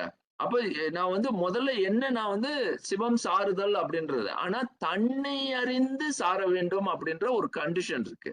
அப்ப நான் எப்படி அப்ப நான் முதல்ல சொன்னேன், அந்த ஆரம்பத்திலே நம்ம சொல்றேன், எதுக்காக நான் இங்கே இருக்கின்றேன் என்றால், நான் இங்கு இருப்பதற்கான காரணத்தை நான் தெரிந்து கொண்டால் என்னை வந்து அதற்கு இலக்காக மாற்ற முடியும் பாருங்க. நான் எதுக்காக இருக்கேன்னு காரணம் புரிஞ்சாதானே நான் வந்து அதை நோக்கி என்னோட ஆப்ஜெக்டிவ் வந்து ஃப்ரேம் பண்ண முடியும். I can frame my objective clearly பாருங்க. அப்ப என்னோட கோல் செட்டிங் வந்து எப்படி செய்யறது, நான் எப்படி என்னை கொண்டு போறது அப்படின்னும் பொழுது அங்க என்ன சிக்கல்னா, என்னோட உயிரோடைய உண்மையே எனக்கு புரியறதுக்கு இவ்வளவு குழப்பமா இருக்கு. அப்போ உலகத்துல பாத்தீங்கன்னா இன்று நேற்று அல்ல, காலங்காலமாக இந்த குழப்படி தொடர்ந்து வந்துகிட்டே இருக்கு. இதுக்கு குழப்பத்துக்கு ஒரு தெளிவு இல்லாம போகும் பொழுது, இதை எப்படி புரிந்து கொள்றது அப்படின்ற ஒரு பாத்தீங்கன்னா, ஒரு ப்ராப்பரான ஒரு அனாலிட்டிக்கல் மெத்தட் இப்பதான் வரும். இப்ப நம்ம சொல்லிட்டோம் பாருங்க. நமக்கு சயன்டிஃபிக் எம்பிரிக்கல் அனாலிசிஸ் ஹெல்ப் பண்ணுமா? அப்படின்னா இந்த மாரி ஆய்வுக்கு அறவே ஹெல்ப் பண்ணாது. முற்றிலும் இந்த சயன்டிஃபிக் எம்பிரிக்கல் அனாலிசிஸ் நமக்கு உதவி செய்யல. ஏன்னா அங்க சயின்ஸே இத எப்படி விளக்குறது அப்படின்னு விளக்க முடியாம அங்க நிக்குது. அப்போ நம்ம சயின்ஸோட எம்பிரிக்கல் மெத்தட பயன்படுத்தி இன்னைக்கு இந்த ஆய்வை எடுத்துட்டு போனோம் அப்படின்னா, நம்மளால உண்மையை கண்டுபிடிக்க முடியுமா? அப்படின்னா நிச்சயமா முடியாது. ஏன்னா எதுக்காக இருக்கோம் அப்படின்னா, இங்க பாருங்க இந்த உயிருடைய இந்த அப்ஸ்ட்ராக்ட் திங்கிங்க நம்மளால உள்வாங்க முடியல. அது எப்படிதான் நம்மோட இருக்கு? ஏன்னா இது பாத்தீங்கன்னா, காலங்காலமாக இந்த பிரச்சனை தொடர்ந்து வருது. அப்ப சிவஞானம் மெய்கண்டார் என்ன செய்றாருன்னா, அவர் ரொம்ப ரொம்ப முதல்லயே அவர் ரொம்ப கவனமா தான் இத ஆரம்பிக்கிறாரு. அப்ப நான் முதல்லயே சொன்னேன், அவருடைய சிவஞான போதம் 40 வரியில ஒரு 40 லைன்ஸ்ல 216 வேர்ட்ஸ் அண்ட் 624 லெட்டர்ஸ் இவ்வளவுதான் அவர் பயன்படுத்துறாரு. இந்த ஸ்டைல் ஆஃப் 12 சூத்ரா வெர்சஸ் சூத்திரபால காண்டிகை செய்யறார் தொல்காப்பியத்தை அடிப்படையில, தொல்காப்பிய அடிப்படையில. இப்போ இந்த மரபு விளக்கங்கள்லாம் தொல்காப்பியத்தை புறம் தள்ளியதுனாலதான் இந்த மரபு விளக்கத்தை நம்ம மீண்டும் மீட்க வேண்டிய கட்டாயம் நமக்கு இங்க இருக்கு. அப்போ என்ன செய்யறாருன்றத மட்டும் கொஞ்சோண்டு விளக்கிட்டு நான் அடுத்த வாரம் இதை தொடரவிருக்கின்றேன். இப்ப பாருங்க, மெய்கண்டார் என்ன பண்றாருன்னா, எனக்கு தெரிஞ்சு இவ்வளவு சுருக்கமான ஒரு நூல் இவ்வளவு ஆழமான உண்மைகளை கொண்டிருக்கு அப்படின்றது உலகம் இன்றை வரை இதை ஆய்வுக்கு உட்படுத்தாத காரணத்தினாலதான். ஆனா இதுல ரொம்ப முக்கியம் நான் வலியுறுத்தி கூறுவது காண்டிகை, இகை, கண் விழிப்பிக்கும் மரபு, enable to see that the demonstrable, அதுதான் ரொம்ப முக்கியம். டெமான்ஸ்ட்ரபிள், அதை காட்டணும். நீங்க டோன்ட் சே இது தியரிட்டிக்கலா பேச வேண்டாம். ஒரு ஒரு அதாவது இது ஒரு தியரிட்டிக்கல் ஃபார்மேஷன்ல கொண்டு வரணும். கேன் யூ டெமான்ஸ்ட்ரேட் அப்படின்ற மாதிரி தொல்காப்பியம் பேசுது. தொல்காப்பியத்துக்கிட்ட போய் தொல்காப்பியர்கிட்ட நீங்க கேட்டீங்கன்னா எனிதிங் அவர்கிட்ட சொல்றீங்க இந்த மாதிரி, அவர் என்ன சொல்லுவாரு, எனக்கு இதை டெமான்ஸ்ட்ரேட் பண்ணு, ஷோ த எவிடன்ஸ். இதை என்ன செய்ய முடியாது, ஏஐனால செய்ய முடியாது. அது எவிடன்ஸ் ஒரு பேப்பர்ல அது இப்படி இப்படி இருக்கு அப்படின்னு, அதனால அது டெமான்ஸ்ட்ரேட் பண்ண முடியாது, டெமான்ஸ்ட்ரபிள். அப்போ அவர் என்ன காட்டுறாருன்னா, எவ்ரி திங் கேன் பி டெமான்ஸ்ட்ரபிள் அப்படின்ற ஒரு லாஜிக்ஸ்க்கு வராரு. அப்போ இங்க ரொம்ப சிக்கலான விஷயம் உயிரை எப்படி டெமான்ஸ்ட்ரேட் பண்றது அப்படின்னும் பொழுதுதான் அதை தொல்காப்பியம் செய்து காட்டுது. ஒரு லாங்குவேஜ் சொல்லுக்கு நான் உங்களுக்கு செஞ்சு காட்டுறேன் அப்படின்னு தொல்காப்பியர் அந்த சேலஞ்ச் எடுத்து செஞ்சு காட்டிட்டு அவர் காண்டிகை அப்படின்னு இகை அப்படின்னு கண் விழிப்பிக்கும் ஒரு முறையை அவர் செய்யறாரு. இங்க பாருங்க, அதாவது மெய்கண்டார் என்ன பண்றாருன்னா, ஒரு பியூட்டிஃபுல் திங்ஸ் இதுலயே ஸ்டார்ட் பண்ணும் பொழுதே அவர் பண்றாரு. அப்போ அவருடைய மெய்கண்டாருடைய பாடல்கள் எல்லாத்தையும் நம்ம பார்த்துட்டு, அதாவது பாத்தீங்கன்னா சூத்திரம் அப்படின்றது நான் முன்பே விளக்கிட்டேன். இதெல்லாம் நான் இப்ப திருப்பி மீண்டும் விளக்க போறதில்ல. இப்ப என்னன்னா, கல்லால் நிலன்மலை வில்லார் மலைவில்லார் அருளிய பொல்லார் இணைமலர் நல்லார் புனைவரே அப்படின்னு முதல்ல அவரோட இன்வோகேஷனைய எப்படி அவர் கொண்டு போறாரு அப்படின்றத முதல் இதுல இந்த ஆகம தோற்ற நிகழ்வை கொண்டு வர்றாரு. இந்த ஆகமிக் பெனமனாலஜிய முதல் இதுல அவர் இங்கேயே வைக்கிறாரு. இது சாதாரண இன்வெஸ்டிகேஷன் கிடையாது. இந்த இன்வெஸ்டிகேஷன் எவ்வளவு டெப்த் அப்படின்றத நம்ம அடுத்ததுல ஒரு சின்ன இதை மட்டும் காட்டுறேன்.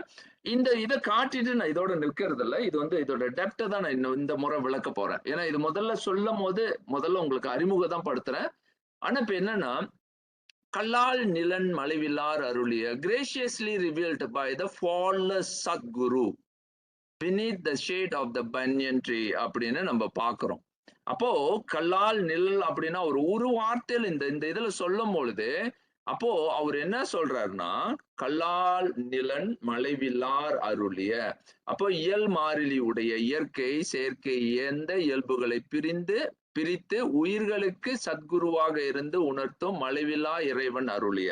இப்போ இவர் என்ன பண்றாங்க அப்படின்னா, இவரை ஏன் நம்ம சத்குரு அப்படின்னு சொல்றோம்னா, இவர்கிட்ட இருந்து ஒரு உண்மைன்றது ஒருத்தர்கிட்டயாவது, அதாவது உண்மைன்றது ஒரு பொருள் விளக்கினால்தான் நமக்கு அது உண்மைன்னு தெரியும். இது வரைக்கும் உண்மைன்னா என்னன்னே தெரியல அப்படின்னா யாருமே நமக்கு விளக்கல. இப்போ ஒரு டீச்சர் ஒரு ஸ்டூடெண்ட்டுக்கு அவங்க விளக்கல அப்படின்னு சொன்னா அந்த ஸ்டூடெண்ட்க்கு அது என்னன்னே தெரியாது ஃபார் எவர். ஏன்னா வந்து நாம வந்து அதாவது ஒருவர் கற்பிக்க நம்ம கற்றுக்கொள்ளக்கூடியவர்கள். நம்மள வந்து யாராவது நம்மள எடுகேட் பண்ணணும். எடுகேட் பண்ணாதான் நம்மளுக்கு அந்த நாலேஜ் வருது. அப்ப அந்த மாதிரி ஒரு நிலையில இருக்கும் பொழுது, இங்க சத்குரு அப்படின்னு நம்ம சொல்லக்கூடியது உண்மையை விளக்கும் ஒருவராக தான் இருக்க முடியும். அவர்கிட்ட இருந்து வேற விஷயம் வந்ததுன்னா முடிஞ்சுச்சு. ஃபாலோ சத்குரு அப்படின்றது தான் இங்க ரொம்ப முக்கியமான வார்த்தை. அப்போ அவர் என்ன சொல்றாருன்னா 2 நிலைய விளக்க ஆரம்பிக்கிறாரு. இதுல நான் முன்பே சொல்லியிருக்கேன். இத எடுத்து விளக்கியிருக்கேன். ஆனா இப்பதான் ஆய்வுக்கு கொண்டு வரேன் இதோடைய சொல் 2மே. அப்போ இதுல வந்து 1 மரம், இன்னொன்னு அதோட நிழல். இப்ப இது 2யும் நீங்க பார்த்தீங்கன்னா, இது 2க்கும் உள்ள வேறுபாடுகள், இந்த மரத்தோட நிழல் வந்து ஷேடோ. இந்த உண்மையானது வந்து மலைவில்லார் அதுதான் மரம் அப்படின்றது. அப்போ இத வந்து இயற்கை, இன்னொன்னு செயற்கை அப்படின்ற ஒரு வார்த்தையை முதல் முறையாக கொண்டு வரோம். இத வந்து 2 வகையில விளக்குவாங்க. சொரூப இலக்கணம், அடுத்தது தடத்த இலக்கணம் அப்படின்னு சொல்லுவாங்க. Artificial incorporated nature, self which is not அப்படின்ற ஒரு கருத்து. இது வந்து இது உண்மை இல்ல அப்படின்னு நமக்கு தெரியும். ஆனா அது ஒரு ஷேடோ அப்படின்னு. ஆனா நம்ம ஷேடோ வந்து உண்மைன்னு நினைக்கிறோமா அப்படின்னா அப்படியா அப்படின்னு நம்ம இப்ப பார்க்க போறோம். அதாவது அது அப்படி அல்ல. அது உண்மை இருக்கு. அங்க வந்து அது வந்து ஒரு ஆர்டிபிஷியல் இன்கார்பரேட்டட் நேச்சர். அங்க ஒரு நேச்சர் இருக்கு. ஆனா அதுல ஆர்டிபிஷியாலிட்டியும் இருக்கு அப்படின்றத பார்க்கிறோம். அப்போ இது 2யும் நம்ம என்ன பண்ண போறோம்? அடுத்த வாரம் இயற்கை செயற்கைனா என்ன அப்படின்றத இந்த பாடத்துல பார்க்கவிருக்கின்றோம். இதுல ரொம்ப முக்கியமான விஷயம், நான் இந்த பாடலை மட்டும் முதல்ல கொஞ்சோண்டு முடிச்சிருமா அப்படின்னா, இப்ப கல்லால் நிலன் மலைவில்லார் அருளிய அடுத்த வரி இத பார்க்கும் பொழுது இது ரொம்ப நீண்ட விளக்கமாக போகவிருக்கின்றது. ஆனா இத புரிஞ்சுக்கிட்டாதான் நீங்க வந்து இந்த ஆய்வையே சரியாக செய்ய முடியும். இதுவரைக்கும் நீங்க பாத்தீங்கன்னா இந்த இயற்கை செயற்கை அப்படின்றது அதாவது நேச்சுரல் நேச்சர் அண்ட் ஆர்டிபிஷியல்னு எதை தான் நம்ம ரிஃபர் பண்றோம், எப்படிதான் இதை புரிஞ்சுக்கிறோம், நேச்சர்னா என்ன, செயற்கைனா என்ன அப்படின்னு எளிதா இருக்கு. இது வந்து எளிமையா நீங்க சொல்லிடலாம். ஆனா அதாவது நேச்சர் அப்படின்னா என்ன, இப்ப நான் உங்ககிட்ட கேட்கிறேன், இதை நீங்க மனசுலுக்கு கேளுங்க, அதை மனசுலுக்கு புரிஞ்சுக்க பாருங்க. ஏதோ ஒரு இம்மியூட்டபிள் எசன்ஸ் இங்க நான் சொல்லியிருக்கேன். இது வந்து கடவுளுக்கு பொருந்தும். ஆனா நம்ம எதை நேச்சர்னு சொல்றோம், எதை வந்து அதாவது நேச்சர் இல்ல செயற்கை ஆர்டிபிஷியல் அப்படின்னு நம்ம சொல்றோம் அப்படின்றத தான் நம்ம வந்து அடுத்த நிலையில இந்த ஆய்வுக்கு கொண்டு வர போறோம். அந்த ஆய்வு வந்து எதை பற்றியது அப்படின்னு பாத்தீங்கன்னா இந்த ஆய்வு அதாவது ஆகம தோற்ற நிகழ் அதை நான் வந்து இப்ப காட்டிடுறேன். நெக்ஸ்ட் வந்து அந்த மலைவில்லார் இதையும் முடிச்சிடுறேன். இந்த ஒரு பகுதி இது வந்து அந்த மீனிங் முதல்ல நான் ரிகவர் பண்ணிடுறேன். அந்த சொல்லோட வேர்ட்டை 2 வேர்ட்டையும் ரிகவர் பண்ணிடுறேன். இது வரைக்கும் பாத்தீங்கன்னா அவர் எவ்வளவு ஆழமாக இந்த மங்கள வாழ்த்து அவருடைய டெப்த் ஆஃப் இன்வோகேஷன் இருக்கு அப்படின்றத நம்ம பாக்குறோம். அவர் ஒரு சொல்லுல 2 விஷயத்த சொல்ல முயற்சி பண்றாரு. ஒன்னு ஃபார்லெஸ் பீயிங்னு ஒரு உண்மை இருக்கு அப்படின்னு ஹெர்மெனூட்டிக் லாஜிக்ஸ்ல நம்ம வந்து இதை சொல்லிடுறோம். மலிவில்லார்னா ஃபார்லெஸ் பீயிங்னு ஒண்ணு இருக்கணும், உண்டு. அப்பதான் வந்து கற்றல் நம்மளுக்கு அந்த காக்னிட்டிவ் அப்படின்னு நம்ம சொல்றோம், இல்ல எடுகேஷன் அப்படின்னு ஒண்ணு சொல்றோம். எடுகேஷன்னா ஒரு எடுகேட்டர் இருக்கணும். அப்போ ஒரு எடுகேஷன்னா ஒரு எடுகேட்டர் இல்லாம நம்மளால வந்து ஒரு பாத்தீங்கன்னா ஒரு ஸ்டூடெண்ட் அப்படின்ற ஒரு ஸ்டூடெண்ட் இருந்தாங்கன்னா அங்க எடுகேட்டர் இருக்கணும். அப்ப நான் வந்து கற்கின்றேன் என்றால் அங்க கற்பிப்பவர் ஒருத்தர் இருக்க வேண்டும். அப்ப அதனாலதான் வந்து கற்பிக்க கற்கும் உயிர்கள் அப்படின்றத இதுக்கு முன்பு நம்ம பார்த்தோம்.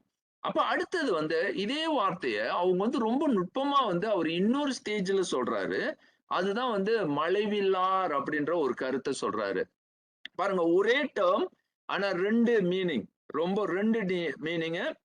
இத பத்தி நான் ரொம்ப விரிவா இதுக்கு முன்பு ஒரு பாடமே எடுத்துட்டேன், மலைவில்லார் அப்படின்னு. எங்க குழந்தைகளுக்கு இததான் பாடமாவே ஆக்கியிருக்கோம். இது ரொம்ப பெரிய பாடம். அதாவது திரிபுரந்தகர் அப்படின்ற ஒரு கருத்து, அதாவது திரிபுரம் எரித்த முப்புரங்களை அழித்தவர் அப்படின்னு. Tripurantaka the destroyer of the Tripura, the one who burn the destroy the 3 fortresses அப்படின்னு. 3 fortresses அப்படின்னு சொல்லக்கூடிய முப்புறம் அழித்த, முப்புறம் ஆவது மும்மலம் தானே அப்படின்னு திருமூலர் சொல்லுவாரு. அதாவது 3 புறங்கள் அப்படின்னு நம்ம சொல்ற இந்த 3 fortress வந்து மும்மலம் அப்படின்னு பின்னல அது வந்து அழகா விளக்குவாரு. ஆனா இப்ப இதுல முக்கியம் என்னன்னா, இதுல பாருங்க இந்த ஒரு பாடல்லயே அதாவது மெய்கண்டாருடைய ஒரு தகமையை பாருங்க. அவருடைய அந்த கிரேட்னஸ் என்ன மாதிரி அவர் அத வந்து கொண்டு வர்றாரு அப்படின்னா, ஒரே விஷயத்துல அவ்வளவு பெரிய விஷயத்தையும் ஒண்ணா கொண்டு வர்றாரு. அதனால தான் அவருடைய இது. அடுத்தது இதுல பார்த்தீங்கன்னா 3 யார் அப்படின்னா, கமலாக்ஷன், தாரகாட்சன், வித்யுன்மாலி. நான் இதெல்லாம் வந்து ரொம்ப ஆழமா பொருளோட விளக்கிட்டேன். ஆனா நான் இத விளக்க போறல. இத மீண்டும் நான் விளக்கல. ஏன்னா அடுத்த பாடத்துக்கு வந்து இதோடைய நுட்பம் வந்து நான் என்ன விளக்க போறேன்னா, இததான் விளக்க போறேன். ஆகம தோற்ற அறிவை பத்தி நான் விளக்கலான்னு இருக்கேன். அதாவது இது ஆகமிக் ஃபெனோமெனாலஜினா என்ன அப்படின்றத நம்ம பார்க்கவிருக்கின்றோம். ஆகவே இதுவரை நாம் இந்த பாடத்தை வந்து முதல்ல என்ன புரிஞ்சுக்கிட்டோம் அப்படின்னா, இந்த உலகத்துல நமக்கு இருக்கக்கூடிய ஒரு பெரிய சிக்கல் என்ன அப்படின்னா, நம்மை நாம் அறிவதுதான். நம்மை நாம் அறிவது என்பது என்ன அப்படின்னு பார்த்தீங்கன்னா, நம் உள்ளே இருக்கக்கூடிய அந்த உயிரை புரிந்து கொள்வது. இந்த உயிர் எங்கே இருக்கின்றது? எப்படி இருக்கின்றது? இந்த மூச்சு தான் உயிரா? என்னுடைய இல்ல அந்தகரண புத்தியா? இல்ல என்னுடைய மனமா? இல்ல என்னுடைய அதாவது நான் சித்தமா? இல்ல இன்டகிரேட்டட் நரம்பா? மேல இருக்கக்கூடிய தலையினுடைய மூளையா? இல்ல எதுதான் வந்து என்னுடைய உயிர் அப்படின்னு நீங்க சொல்றோம் அப்படின்ற அந்த கருத்து நம்ம உள்ளே வரும் பொழுது, இவங்க என்ன செய்றாங்க? இத வந்து சரியாக புரிந்து கொள்வதற்கு மெய்கண்டார் என்ன செய்றார்னா, இதை நாம் தெளிவாக உயிரை புரிந்து கொண்டால்தான், நாம் என்ன அடுத்தது செய்யணும் அப்படின்னு நமக்கு தெரியும்.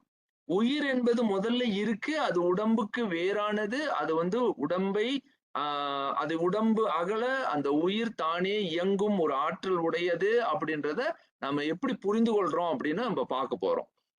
இந்த தெளிவு நமக்கு இருக்கதான் அதை ஒவ்வொன்னா அது வந்து நம்மளால அடுத்த கட்டத்திற்கு நம்மால் வந்து அதை செலுத்த முடியும். அப்போ உயிர் என்பது அழியா பொருள் அப்படின்னு நம்ம சொல்றோம்.